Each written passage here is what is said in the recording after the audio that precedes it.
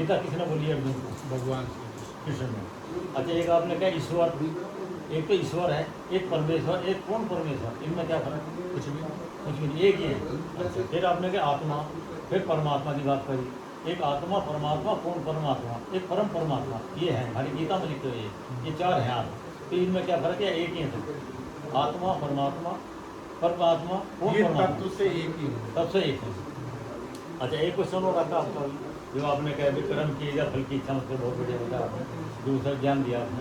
यह आपने स्वरूप की बात करी हो, अभी उन्होंने स्वरूप दिखाया शेर में। तो आत्मा का स्वरूप, आत्मा किसको कहते हैं? जब आत्मा सांस की साथ बन जाती है तो उसका नाम क्या हो जाता है? जब आत्मा सांसों की साथ बनेगी तो उसका रूप क्या हो जाता है? प्रकाश है। उस टाइम वो जीवात्मा होती है। मेरा मानना है कि जब सांसों के साथ आत्मा जुड़ जाएगी वो जीवात्मा हो जाएगी।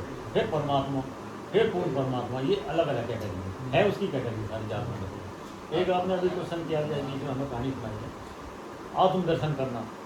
तो आत्मदर्शन, आत्मा दर्शन किसके करती है? कौन करता है आत्मदर्शन? जब आत्मा के दर्शन कर रहे हो तो दर्शन कौन करेगा? फिर आत्मा के दर्शन आपने बताया, तो आत्मा के दर्शन कौन करेगा? आत्मा के दर्शन आप कर रहे हो तो आत्मा के दर्शन कौन करता है? एक चीज बताइए।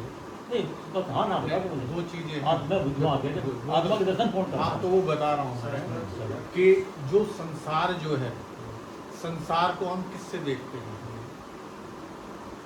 इन प्राकृतिक नेत्रों से देखते हैं। लेकिन ये प्राकृतिक नेत्र होने के बाद हमें जो है किसकी जरूरत पड़ती है? अपना चेहरा देखने के लिए दर्पण की जरूरत पड़ती है।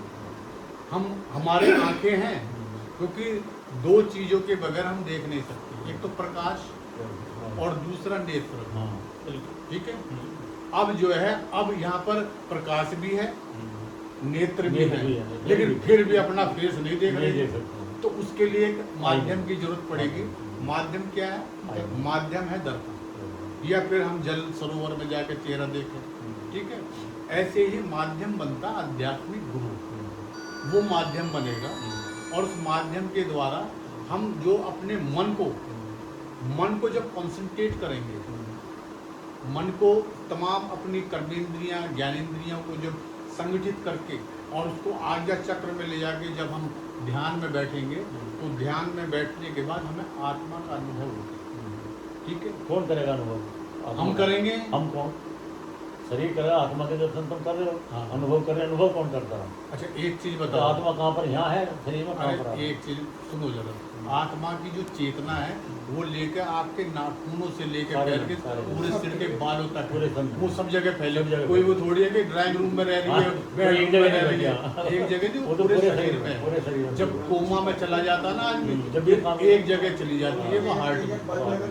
हार्ट बंद हो गया। हाँ, और फिर हार्ट ही बंद हो गया तो फिर